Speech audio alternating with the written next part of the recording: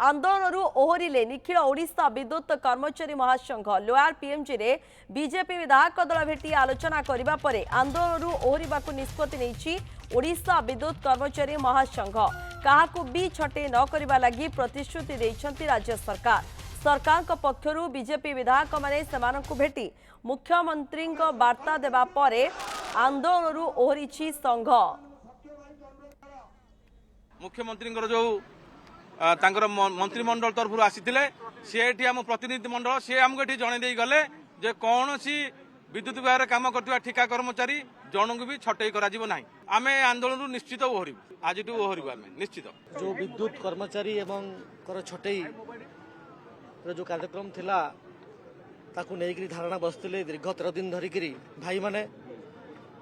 काली आलोचना है दीर्घ आलोचना है माननीय मुख्यमंत्री आमर 5 जन विधायक सहित आलोचना कर सका माननीय मुख्यमंत्री कहते जे विद्युत कर्मचारी भाई मान पाक जातु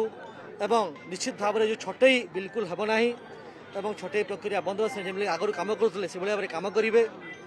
एवं तांकर पुणी किभली भाव में आउ जो सब समस्या अच्छी तो किभली भाव में आगामी दिन में सल्व करा समाधान करा दृष्टिगोचर करा कहीकि आम घर पठाई निश्चित भाव में आम सांगे अच्छु साथी अच्छु भारतीय मजदूर संघ आम साथी अच्छा दाबी समाधान दिगरे छटई तो निश्चित भाव हम